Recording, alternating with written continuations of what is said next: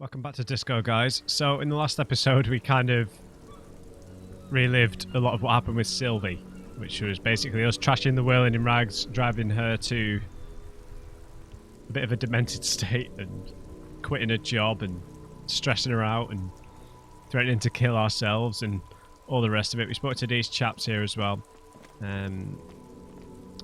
We reported the other dead body that we found, but we just need to wait till 10 o'clock to ring the library because it doesn't open until 10. You guys told me that making the three Anodic music speed dealing guys leave actually cuts the quest off for Sona, which is a shame. And I am one autosave off too far ahead, so I can't reload it. Like the furthest back autosave is on day 2, so I could reload that and play through a bit to get to it. Not in terms of this playthrough, just in terms of maybe doing like a bonus episode at the end where I get to pursue that quest line. I thought that the game was gonna either we were gonna go with those 3 guys and pursue what they wanted to do with the church, which was the nightclub or making drugs. Or I thought it was, if we stopped, then we got to pursue Sona's quest, where actually they were both intertwined, and it's kind of cut that off. But I mean, that's going to happen in a game full of choices and consequences. That kind of thing's going to happen, right? So there's a few things that I would like to do. I would like to go and talk to Joyce and Everard, because our knowledge has progressed quite a lot, really, in the meantime. In terms of Ruby... we've got Clashy's boy. We've got a logic check that we need to do with the Hardy Boys to potentially find Ruby. We need to talk to Kuno about the traps. So we've got a lot to do. But I think we should talk to Joyce first. Obviously, we need to be careful with Clashy's identity. If we just call her Clashy, I imagine we'll be alright, because that's not her real name, obviously. This is a conceptualization check, I believe. Howdy, Joyce.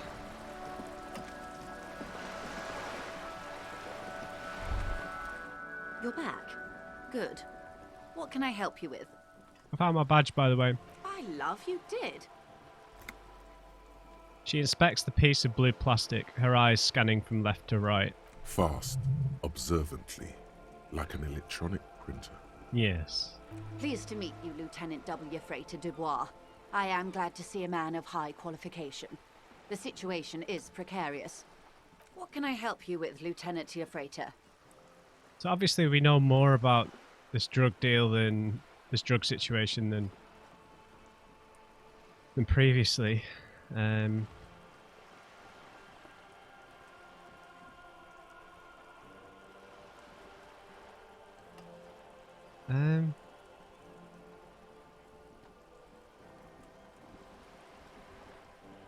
Tattoos, Everard, the boat, Wild Pines, the strike, the lynching. I guess we can't go back to that topic. Everard? Oh? I helped him turn up the heat on the borscht. Did you now?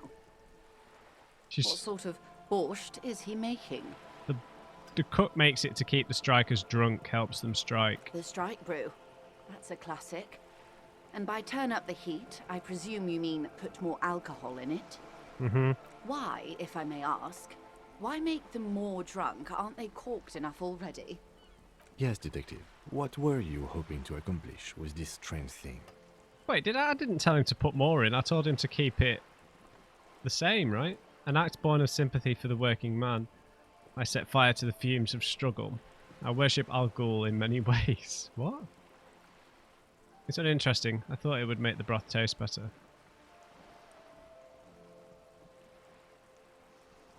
Actually, I turned the knob like this. Beyond curious.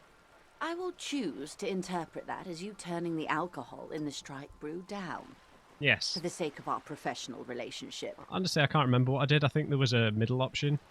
And because I don't like the idea of them any more drunk than they already are. What else? He asked me to open the door. A referral, you mean? I take it this was for someone in the RCM. Don't answer that. No, a real door. Oh my. A real door. The lieutenant does not say anything, but you hear the nylon of his jacket rustle as he looks at you.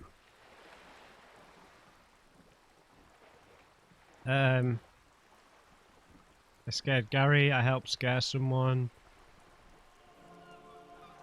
It was useful to the case. That's good to hear, Detective. Police work is rarely pretty, but it sounds like you did what you had to do.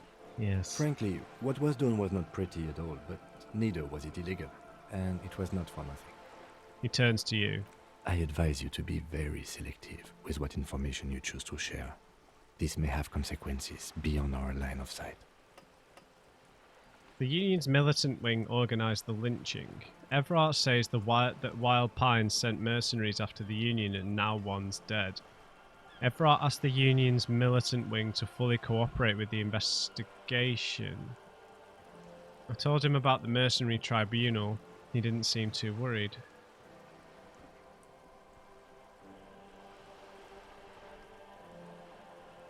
I mean, we don't have to listen to Kimmy's advice, right? I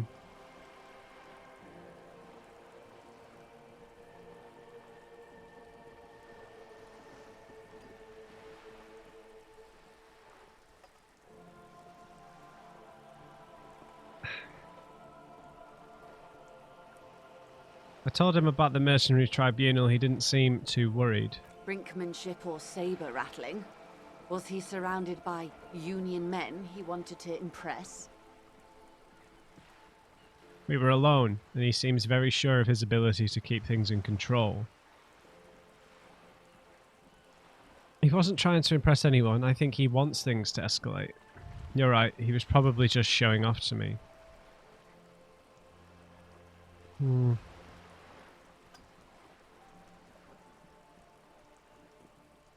I do believe that this is true, personally.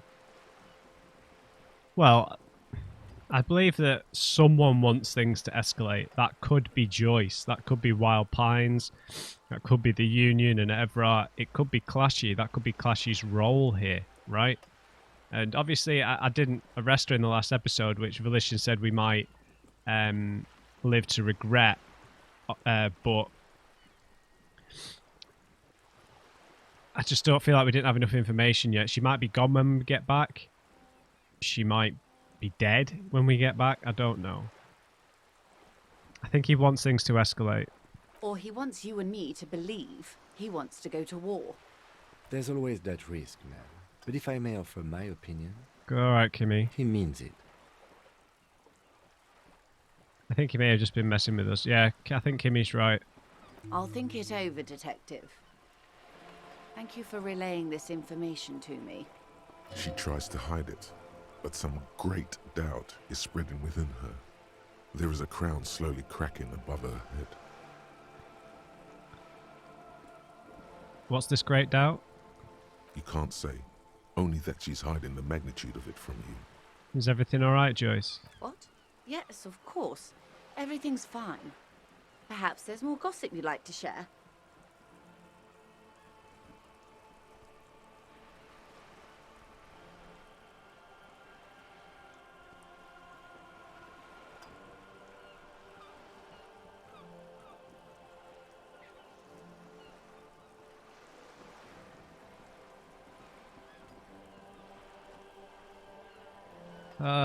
Kimmy, you've scared me by saying not to reveal too much.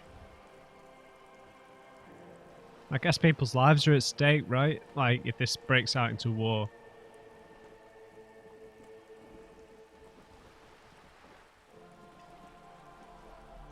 I don't really think any of these would be too significant of details to reveal. Like, this is... So this is revealing the Union organising it. This is Everard trying to put the blame on Wild Pines, and this is showing that they were doing it to cover something up.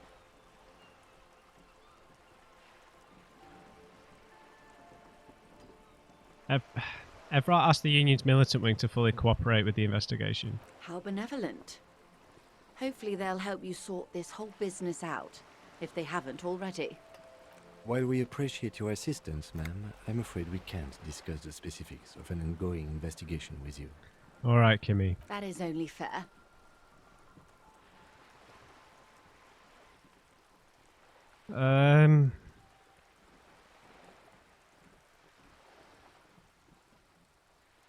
All right. Well, I hope it yields something. Otherwise, you'll have opened that door for naught. I don't want to have Anything else? I don't want to be led down certain lines by Kimmy, but I'm aware of my own tendencies of contrarianism. Do you know what I mean? Like Kimmy says, do this. Oh, I'm going to do that. I'm going to do this. Yeah, he's probably right. Not to reveal too much. I mean, Joyce has been very measured with us, but we are police officers, and it does stand to benefit her. She could probably be quite ruthless if pushed. I think we'll say this one. I think we'll leave out number 1 and see. Everett says that Wild Pines sent mercenaries after the Union, and now one's dead. Misinformation. This is all because we haven't shared information on the lynching yet. See? Already the adversary uses it to their advantage. Don't let him. She shakes her head vigorously. Hurry up on that probe. The moment you tell me you're finished at the traffic jam, I will gladly tell you the company's side of the story. What? She was worried for a moment that she's overplayed her hand by not sharing info sooner. Then she settles down, curious to hear more. Okay, so judging by what our response to number 3 was, we can say these things but not go too far in. The Hardy Boys organised the lynching. I'm going to say it. Yes, that's the talk about town. Oh. The Hardy Boys, they're called. Find the name rather amusing, honestly. Oh, okay, that's all. What you've said is quite enough. You've given me a lot to consider, and may have helped me prevent this conflict from escalating. Hear that, hero? Feels good, doesn't it? You should relay confidential information more often. He asked me to deliver an envelope. Sounds like he has you running errands, Detective. A well-established dominance ritual. Where did he have you deliver it? Nameless settlement down the coast nearby. Ah, yes. I've been meaning to go there. She looks over the bay. With longing. Clear and simple longing. Strange. Why does she want to go there? He wants to build a youth centre here for the children of Martinez. A youth centre with Edgar Clare's statue on top of it. Her eyes run across the water, remorsefully. Go ahead. Help him. Make it so. I have no power to stop him. You're quite fond of this village, aren't you, Joyce? I should be. In my youth, I had a brief dalliance Yeah. here in Martinez. He was an older man with impossibly broad shoulders. I mean, there's a parallel with her and Clashy here, right? Brief dalliance with the man in Martinez, broad shoulders, possibly military, he was older. I mean, there's some pretty wild things. After learning about the Pale, like I have had some really wild thoughts about, time convergence and memories and things, memories not being our own and characters existing in more than one place, right? So like maybe somehow Joyce and Clashy are the same person, just at different points in time or something ridiculous like that. Like that's what learning about the Pale did to me. It just kind of completely threw me off this as reality, along with the thing in the church that we're not going to get to explore. He's probably dead by now. Even his shack is long gone. Not that it matters. These buildings are all carbon copies of one another. When you were a teen, slumming it like you told me before. I'm glad to see your short-term memory appears intact. In any case, I wasn't a teen anymore. I would have been in my early 20s. I remember a distinctly vile disco track. I mean, early 20s, teens, pretty much the same thing really, right? It sounds like you missed those times. Not overly so. It's not like this was the only place we visited. Me and my girlfriends from Zaum with our shiny boats. Like reavers. We told ourselves we were the worst thing to happen to the coast since the Coalition landed in '08. Imagine. Oh no, she's sentimental, all right. If you say so. I'm over-radiated, Harry. I do silly things sometimes, out of Pale-related illness. Like take this job. The moral of the story is... She lists. Do not spend 22 days a year in Pale transit. Don't waste your 20s slumming it with your stupid friends. And don't deliver Everard Clare's mail. Her bony finger is pointed like an arrow at your chest. Are you satisfied, Detective?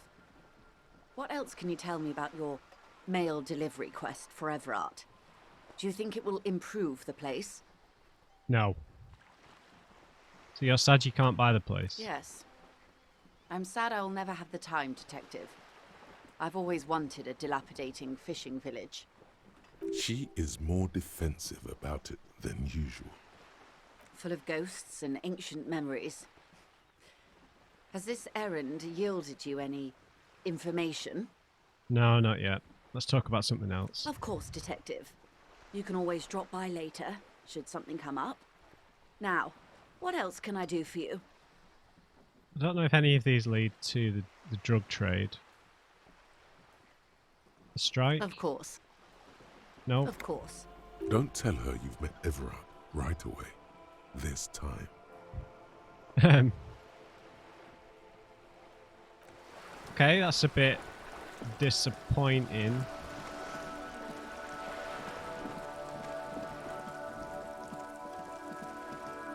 Can't really talk to her about Ruby or anything.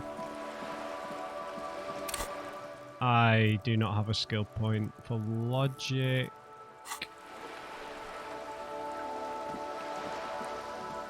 Right, let's ring the public library, then we'll go talk to Everard Clare. They're still playing petanque.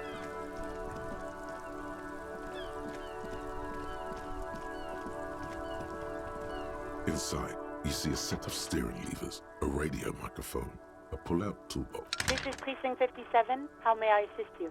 Get me to the library, please. Hold on, officer. I've got Central Jamrock Public Library on the line, and I've already introduced you to their librarian. Connecting the call in 2, 1. Thank you, Alice. Yes, this is Central Jamrock Public Library here.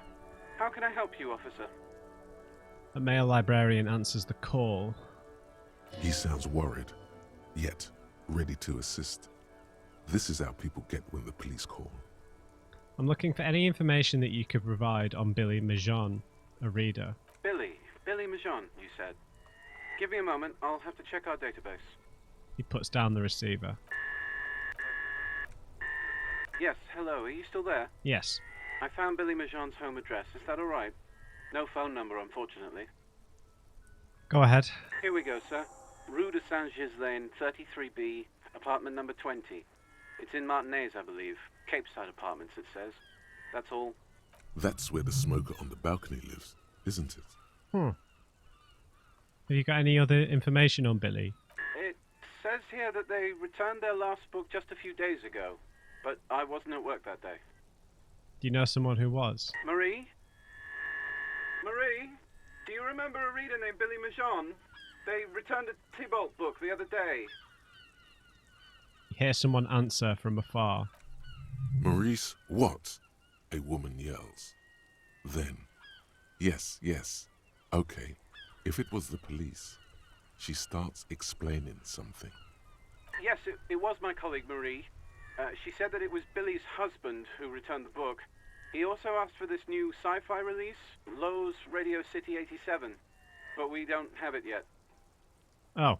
Well, I mean, it doesn't mean it's a woman necessarily. So Billie Majon's a woman, not a man. Marie knows Billie. She's been working here longer than me. Sometimes her husband returns some books for her. And then goes for a little drink later, on the lookout. Do you know the husband's name? Sorry, no. Marie only knows him by sight. Can she describe what he looks like? Marie! A moment passes. She said it was an older man, and that she's pretty sure he'd had a drink or two the last time she saw him. What was he wearing? 1 second. The librarian turns away from the phone again and relays the question. Sorry, Marie wasn't really paying any attention to that. Alright. Thanks for your help, dude. Happy we could help. Goodbye, officer. The librarian hangs up and the call gets redirected back to the station with a soft click. Anything else you need from me?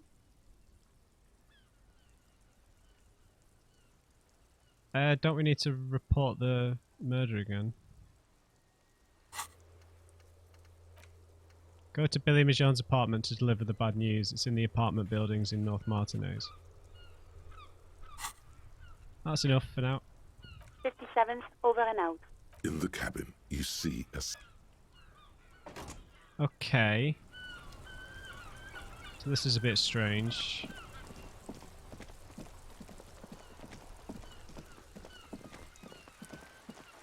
Apartment number 20 is the bureaucrat's boyfriend, whatever. We don't know his name, do we? Gendarme.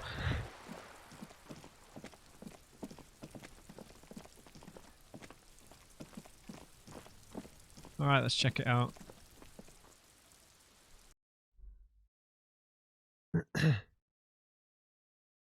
So maybe it's nothing to do with the working class woman? I really don't know.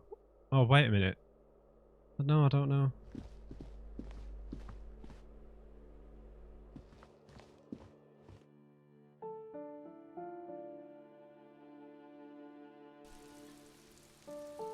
We'll find out. I'm just trying to think. A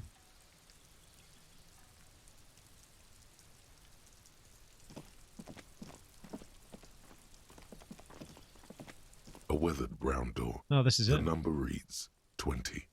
Something smells good. Soup allongio.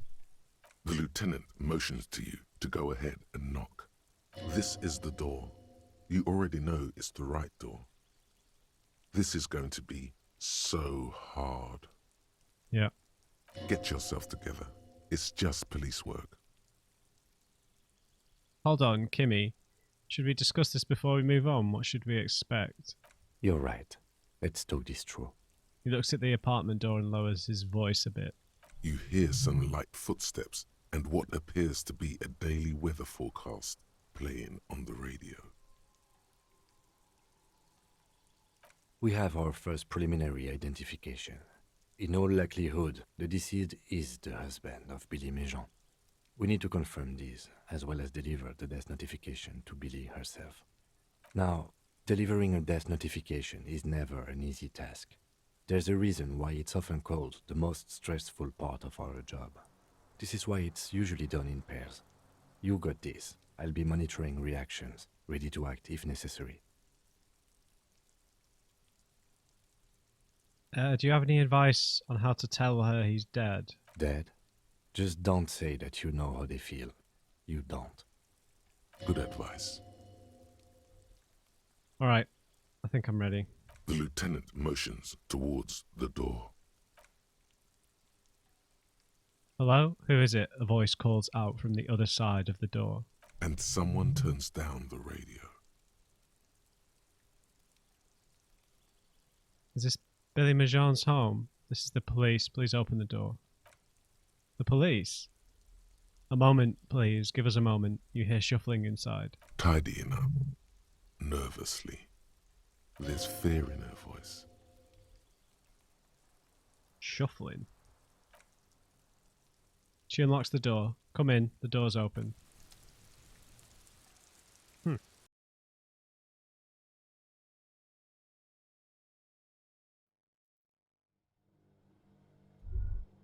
Was it her? Don't run, okay? Take it slow when exploring the apartment. Be respectful. An empty pack of red Astra cigarettes hidden under the bed. The same brand of cigarettes you found in the trash next to the deceased. Hello, detective. Windows covered in old newspaper clippings. Packages of humanitarian aid macaronis.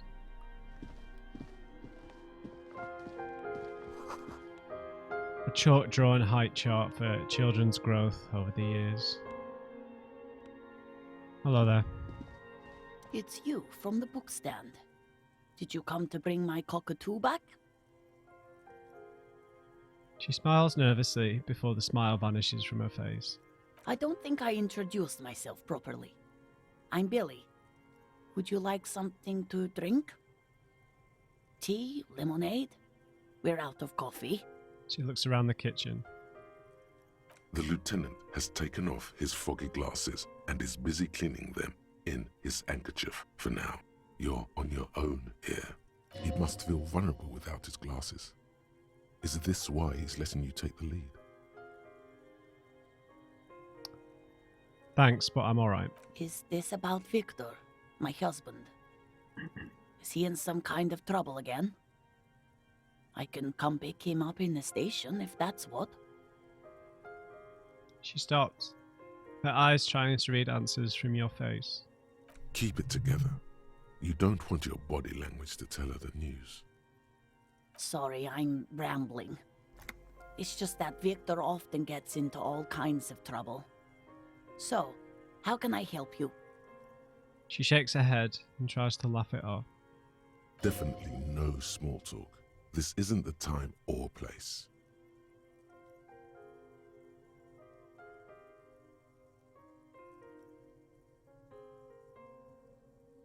Well, only a snake eyes costs us this, right? So, let's tell her. You've done this before. Just keep your focus. God, do I just say he's dead like that?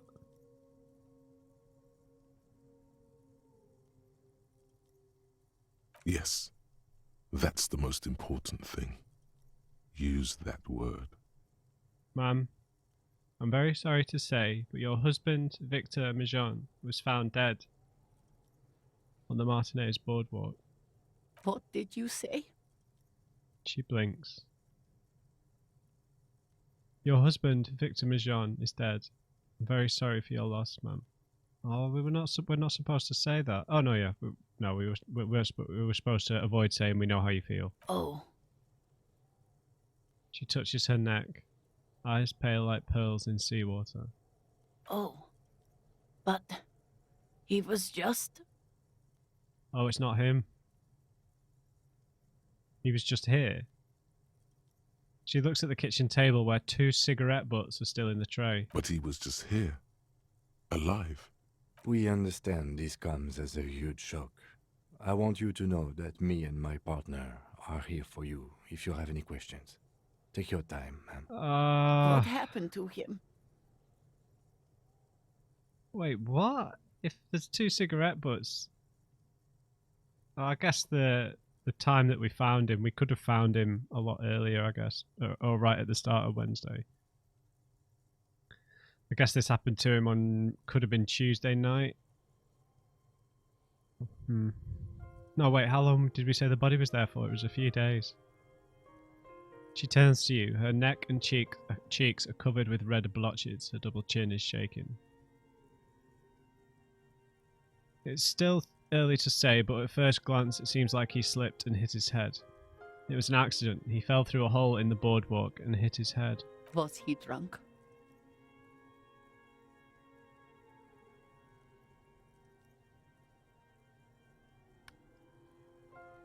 Alcohol may have played a role, yes. I see.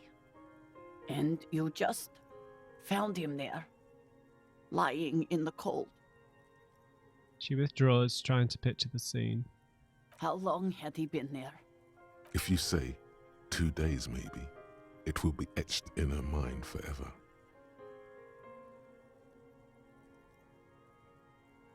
It's hard to say at this point. She blinks, eyes welling up with tears, as her hand starts searching for something from the pockets of her dress. The handkerchief.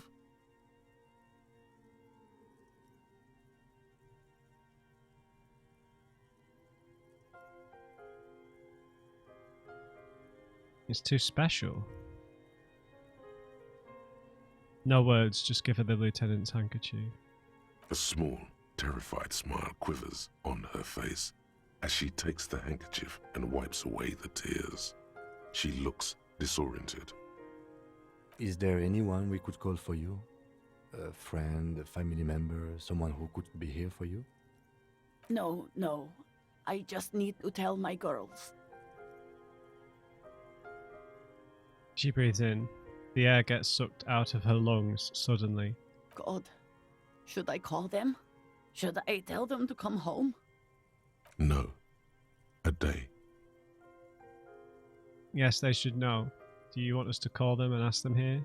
Or no? Take a day to recover. You'll be better prepared when they come home tomorrow. Number 2. Good. That's probably the right thing. Thank you. She nods, but with a wretched expression. Just tell me, what do I need to do next? Where is he? Can I see him?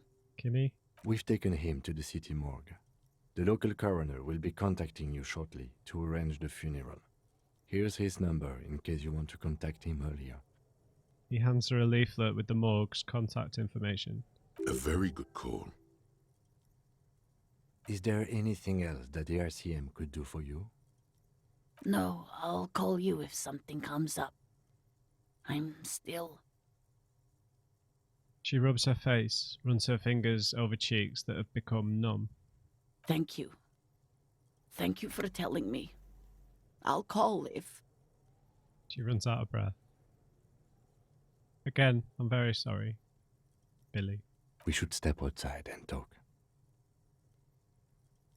The lieutenant nods at the woman and then looks back at you, his voice lowered. Let's set the library card down.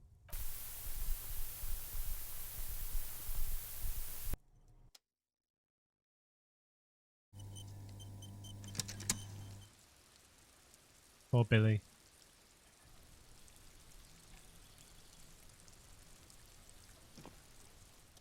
You did well. The lieutenant says as soon as you've left the apartment, the balcony feels cold and quiet with a stunning view over the district. What now?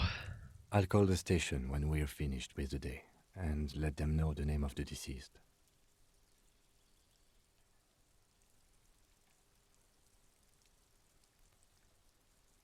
What about Billie and the kids? They'll manage. They have to. It's not your place to live their lives. True enough. That's it then? That's it. We should get back to our case now that our duty here is done. Alright. Case closed, I guess. Let's go. I'm sorry, Billie. Okay. Alright, let's go talk to Evrart, because talking to Kuno would be way too much of... I don't know if it would be the opposite of a palate cleanser. You know what I mean? I don't know what the opposite of a palate cleanser is. I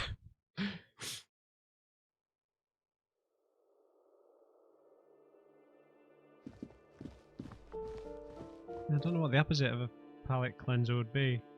Palate ruiner. That's really not what we need right now.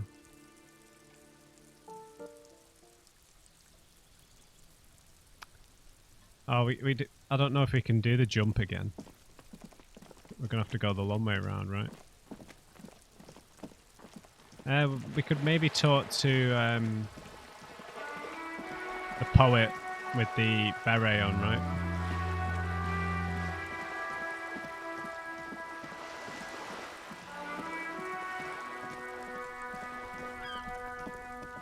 Alright, let's see if Everart's got any new dialogue. It doesn't feel like he's going to, but... definitely get some more experience from it. We are going to have to talk to this chap at some point. Let's see if he's got any new dialogue. I doubt it, but... Hola, Wandering Man. How can I help you? Mañana, that's it. That weasel I visited, turns out he has one hell of a colonial mug collection. Yeah, the janitor who gave me the key to his apartment said the guy's a bit of an asshole.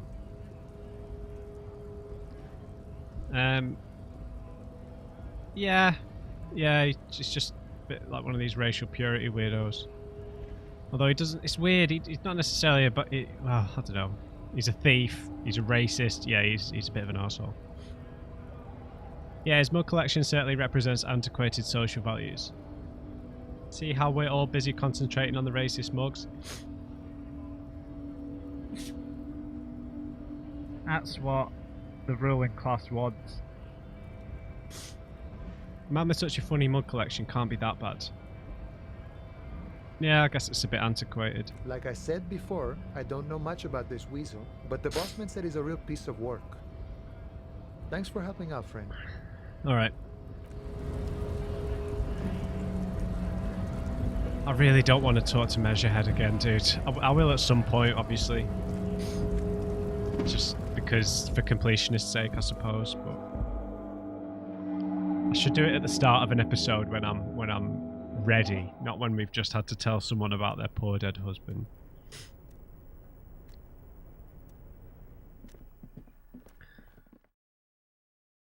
Right. What could Everard possibly tell us? I suppose he would probably know who Ruby is as well, but if we've not done favours for him yet, which he might be angry about, I guess. There's a new little dot appeared at Gary's apartment. What stat did we need to check this? I can't remember. Is it conceptualization? You're back before the Oh, carve rhetoric. container. Its draw has not lessened since you were last here. If anything, it seems to have grown. We've got some gloves, or we've got something for rhetoric.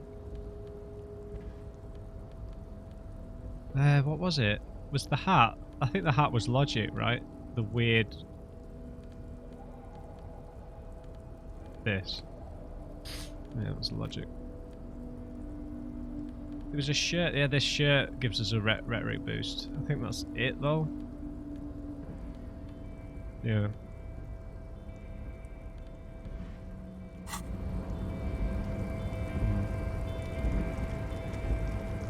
I'm a bit worried Everart's not going to tell us anything new.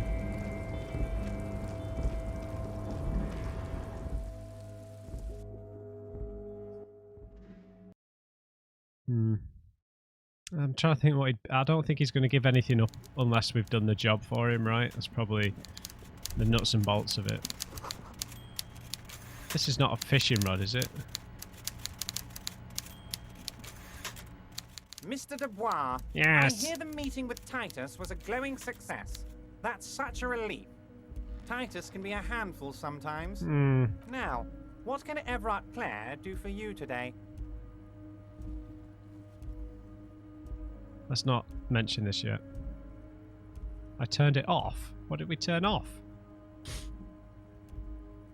Can we go over the murder again? Most certainly, Harry. Nothing brightens my day like brainstorming these things with you. By Never all mind. means, Harry, what's on your mind? This might annoy him because he told us not to bring it up again, but I've finished investigating the drug trade. Ah, yes. Your side investigation. Thank you. You've got some spirit clearing up phony drug accusations alongside this murder. I'll talk to the mayor and see if I can get you the key to the city, Harry. Now let's talk real business. Not even a speck of anger in his voice. That's that then. I turned it off. What is that about? What? The shady brew. You told me to make it even shadier. I didn't. It had alcohol in it. Now there's no alcohol. Did I? Well done then, Harry. I like not knowing about it, and I'm sure you made the right call. I spend the whole day delegating tasks, and it's a great relief to see people taking initiative. I don't even want to know what all of that means. Brew, shady, alcohol, turned off. I'm going to let the world surprise me. Do you know where my gun is yet? Yes, yes. What's that, Harry? You're getting a little pale. Oh, never mind. Yeah, I was right. This has not yielded anything. Alright, let's get out of here. Okay, so I guess we'll go and try and find this boy with Clashy's false identity, other false identity in. I hope that isn't like the trigger for her to like escape. It very well could be a red herring. It probably is a red herring. I mean, she's telling us to go to the opposite side of Martinez. So it's probably a red herring, but we're going to be a good little fetch quest detective and go and check it out. So, I mean, I imagine we could have done this even if we'd arrested her, right? Unless that's like the end of the game, arresting someone as a suspect. I don't know. My beard has been misbehaving all day. All day. It won't go in a reasonable shape.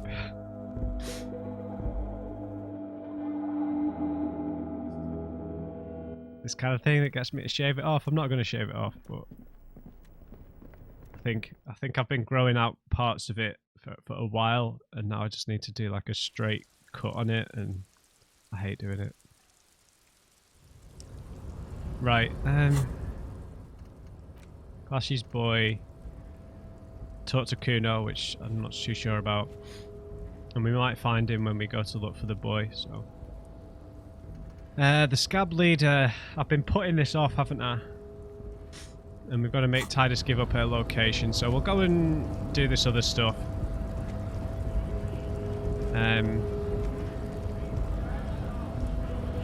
Yeah, okay, so we'll go to the boy. We'll see if we find the bureaucrat, and then I'm going to come back and I think I'm going to try and talk to the scab leader, who we know is probably one of Lely's colleagues.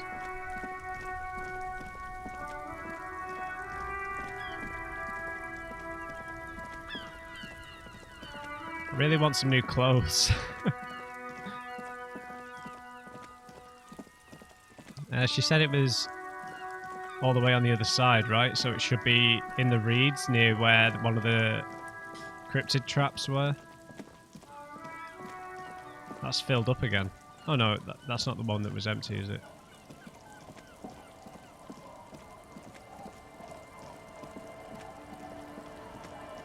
Of course, we've got this lady here in this whole side quest, and we've got the little girl. Yeah, we need to talk to the kids. Yeah, we've got that to do. I'm just going to find Clashy's boy first. Oh, I'm sorry, chaps, about La Discotheque.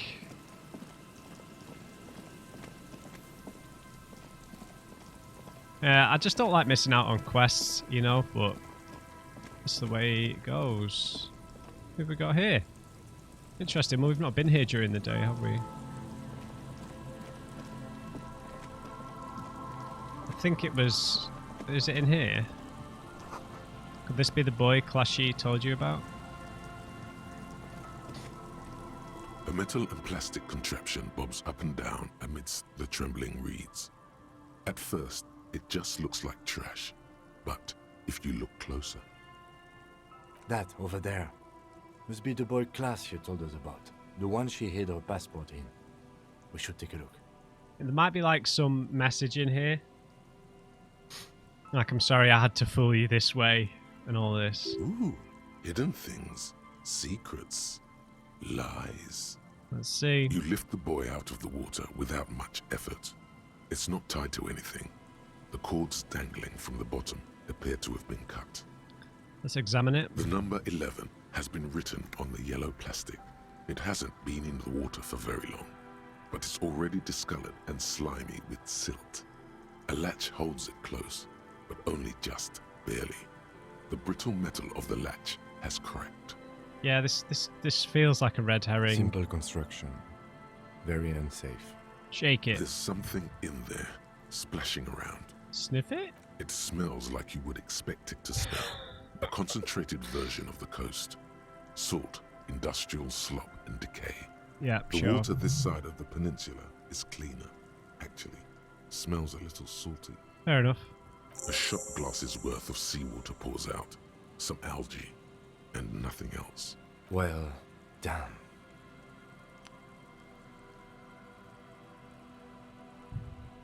No documents. I have no idea. This is a minor quirk. We know what was in the boy anyway. This is a disaster. Yeah, we've got nothing from this. I wouldn't go so far as to say that. This is only a small loose end, but I do wish we knew who took the documents. Must have been Clashy's enemies, which means she's in danger. Maybe Clashy took them herself. Yeah. That may very well be the case. We should keep an eye on her. Nothing more for us to do here. Let's go. You could ask the miss what she thinks later if you have the time, though you doubt she'll tell you much at this point. Let it be. Dang. Right,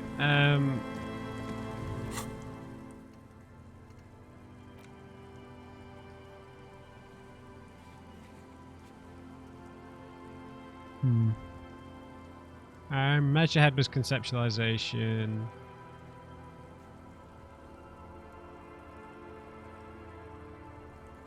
I don't really want to fleece ceiling, but the ice cream maker. Oh yeah, we had to get it open somehow. Man, look at all these physical ones. Oh yeah. Wasn't that to benefit Everard though? Mr. Bureaucrat.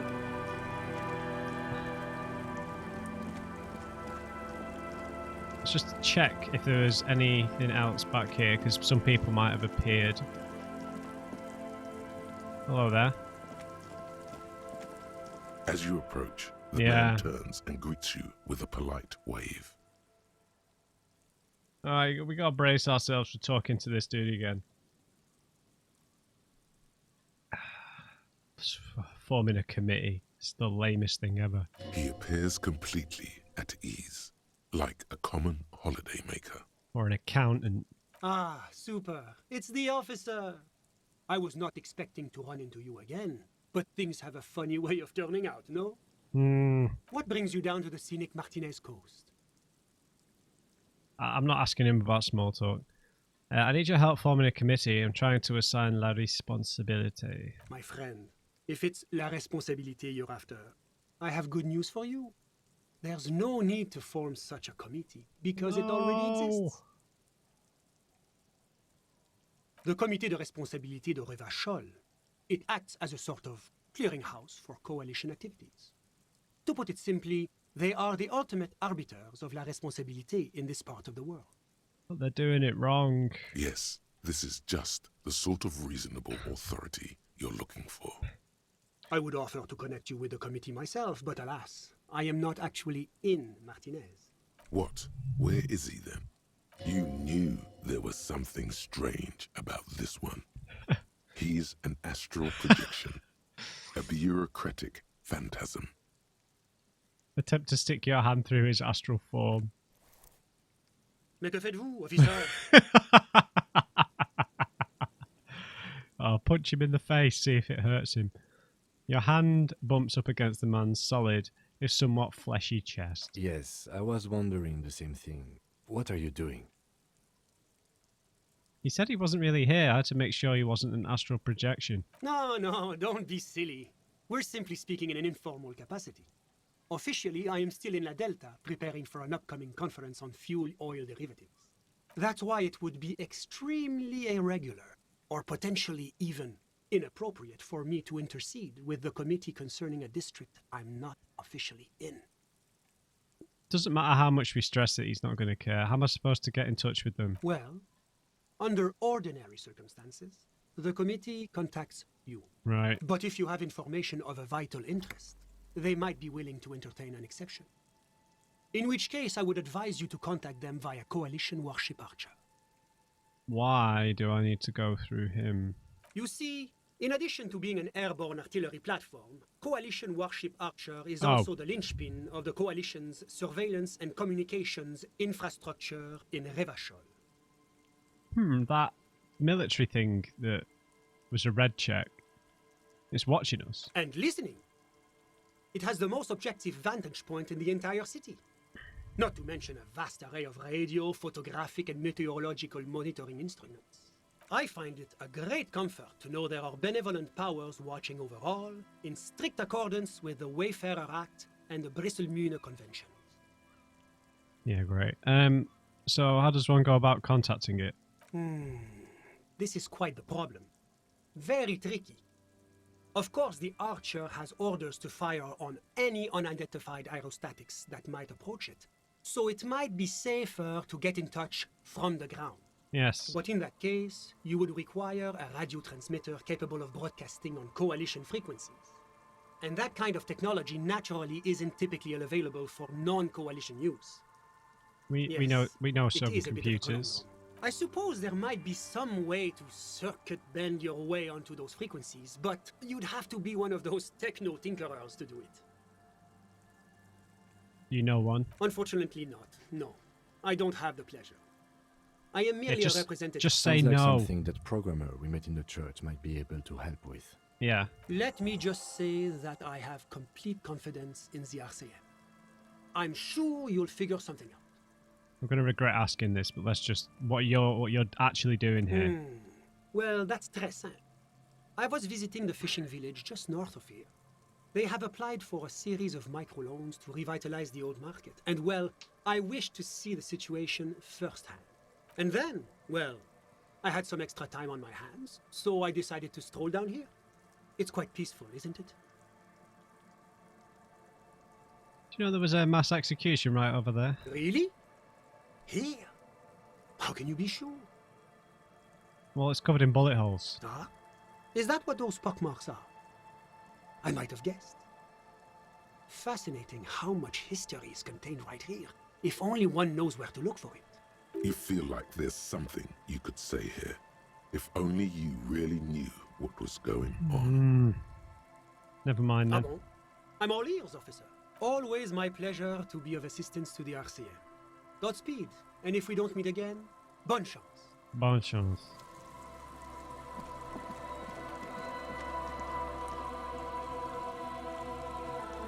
Okay. Find someone with technical expertise to contact the coalition.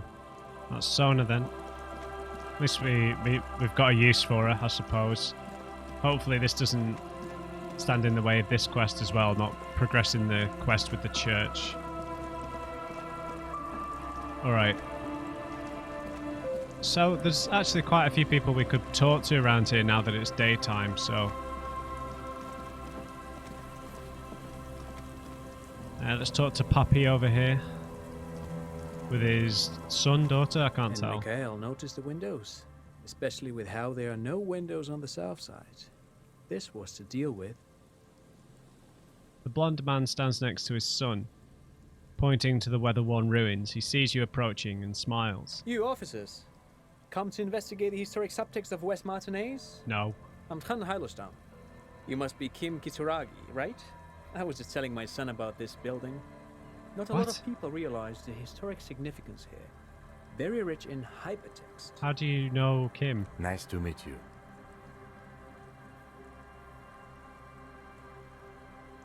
Hold on, hypertext? Yes, hypertext. Young carve and the collection of cultural hyperlinks. He says as if it's self-evident. Wait, what was that about the windows before? Oh yes, so Mikhail. They had to deal with monitor glare, especially in the summer. They still had vector monitors back then. That was 49 years ago. So they didn't have windows on the south wall. You and Kimmy know each other? No, I can't say that we've met before, but I've heard of Kim, of course. Mikhail, say hi to the officers. He rests his hand on the boy's shoulder. The child stays hidden behind the hem of his father's coat, clutching to his Verm-themed colouring book. Mikhail's a little tired today. We spent all night trying to run Orbis on his radio computer. Have you heard of it? It's a programming language used in Grad. Quite tricky, but he wanted to play this Grad-made adventure program. We've been getting really into Verms lately.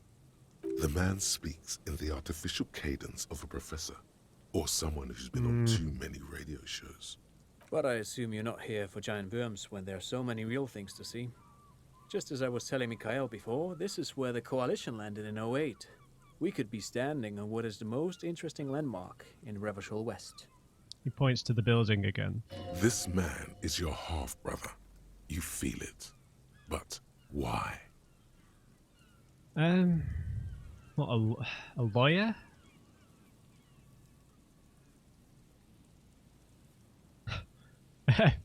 What's so fascinating about an empty old building? Aha! But it's not just any empty old building. He raises his hand to his eyes, springtime sun warming his handsome face.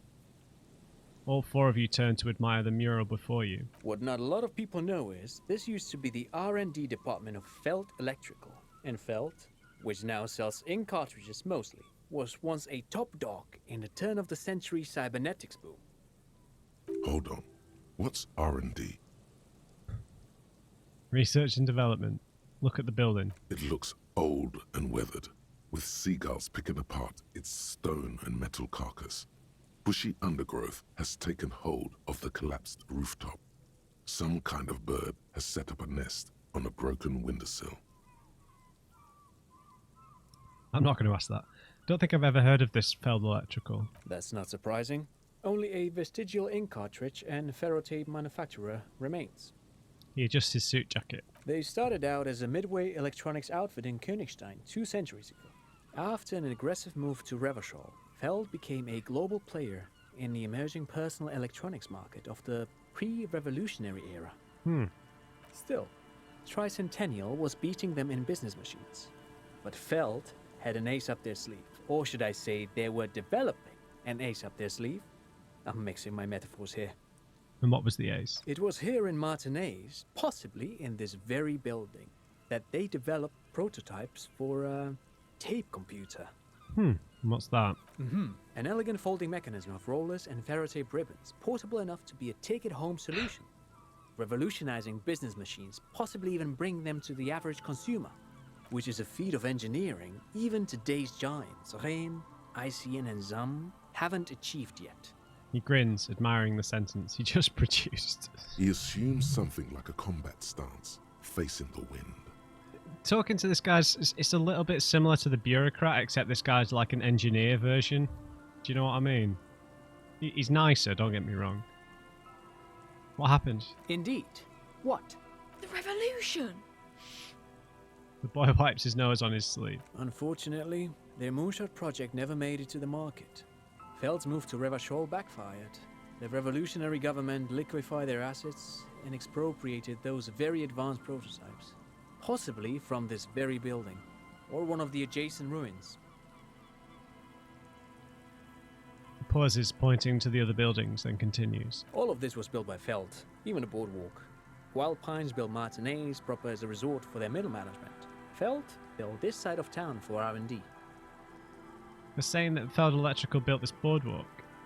What happened to the engineers, the company people? Did they all die with the revolutionaries? Oh, I'm afraid it didn't end well for the boys. But this story is a bit too dark for little Mikhail here. Now, if you were to ask about tape computers... He smiles again as if he's somehow personally responsible for this bleak turn of events. What did the revolutionaries do with those advanced tape computers? They used them for military communications, but also to write and send out press releases. The most notorious example being Le Décret de Mars. And that is... What's the Mars Decree? I mean the radio transmission sent out to news agencies and world governments by the newly created commune of Revachol on the 7th of March in the year 02. It's a beautiful piece of text, actually. A singer-songwriter I know, Charette, called it a love poem to Revachol on her political concept album, Bon Baiser dans ce Lind. You should read it. Every local library in Revachol stocks a copy of the decree. I tried to get Mikhail to memorize it. Tried to. Someone was much too interested in worms to be paying any attention. No wonder he's so anxious. The kid takes a peek at the green and silver worm on the cover of the book, already forgetting about this part of the discussion. How did they work? Did they work like radio computers? Actually, no one knows. No one even knows what a computer made entirely of tape would look like. But word has it, they were very elegant, exquisite, alien-looking turn-of-the-century hardware. He raises his finger, remembering something. 10 years ago, I did a little freelancing, I guess you could say. I was a special consultant for an exhibition at the Womty Dumpty Dum Center in Vredefort, Oranje.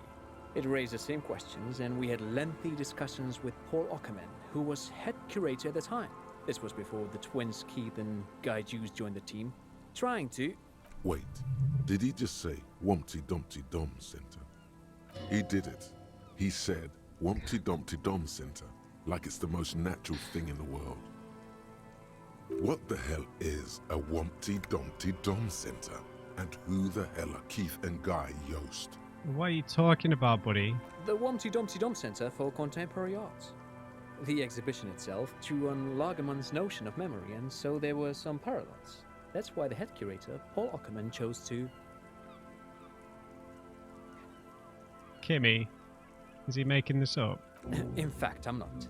The Wumpty Dumpty Dum Center is a place you can visit if you're ever in Vredefort and are ever in the market for an exhibition space / contemporary art research center. He clears his throat. But perhaps I should return to the tape computers. As I was saying, the device itself was very elegant, fragile even. One could write directly on the tape using a special chemical solution. The machine would then analyze the handwriting, perform operations, and project output onto a white screen. It was a beautiful, delicate thing. Cool. Very, very cool. Though I understand the socio-economic causes of the revolution, it pains me to imagine the revolutionary setting fire to this precious device. But so they did. The felt playback experiment vanished into the fires of '07. Wait, the Feld playback experiment? Yes, the official name of the prototype. Some sources report it as the Feld playback experience, but those are incorrect. Why did they destroy it? Who knows? Maybe it was an accident, or maybe they didn't want the technology to end up in the wrong hands. Either way, they're all gone now. All 3 versions of the prototype. Nothing but debris and ashes remain inside that building. Man, it's fascinating, isn't it? We have got like alternate histories, alternate developments of technology, fashion, music, politics, the notion of religion and how people are idolized. It's awesome, right? it's really awesome. Because, you know, I can understand when people like play a game like this and they say that things can be overwhelming, right? When you have this much text, this much information, but really that is kind of like the experience of being in the real world, right? Because in the real world you're surrounded by a lot of stuff you don't really have a deep understanding of. You have a working understanding of most of it, right? A feel for most of it, and then you probably have a deep understanding of certain things, right? But you're kind of just going through this, and that, you know, that's a lot. That's the experience of life that this mirrors. I mean, when you're in a game that has such a swirling vortex of lore and information, right? Something else I wanted to ask? But of course. What else? Thanks for all the interesting information. No, thanks to you for having me and little Mikhail here to pick your brain. A very interesting conversation indeed. Mm-hmm. Okay, so we just picked up Wumpty Dumpty Dom Center. Doesn't take long to complete, interestingly.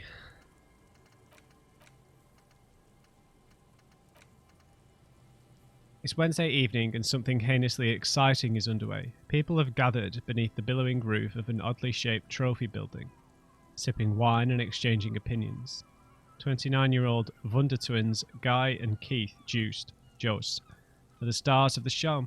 With their bomber jackets and white sneakers, head curators of this art exhibition, is the Wumpty Dumpty Dommiest event of the year, and all the cool kids are RSVP'd. Where are you? If you're not there. This is quite a quick one, but we don't have any points currently. Okay, guys, I'm gonna have to leave that episode there, obviously. I think what I'm actually gonna do, rather than go and talk to Titus and the scab leader and everyone serious, I think because we're here during the day now, we've got the kids we need to speak to. We need to go and talk back to the lady, think about what to do with the signatures. We do have a little bit more information we can go and talk to Sona about in relation to La Responsibility. We had a little less frustrating encounter with the bureaucrat. A little less, but not much less. So yeah, interesting. It's nice to escape a bit over on this side, right? Rather than feeling like we're constantly mediating between murder suspects, I guess. So we'll pick it up from here next time. I hope you enjoyed this one. Leave me a like on the video if you did, and just remember, everybody, never trust and uncrate. I'll see you back in Revachol.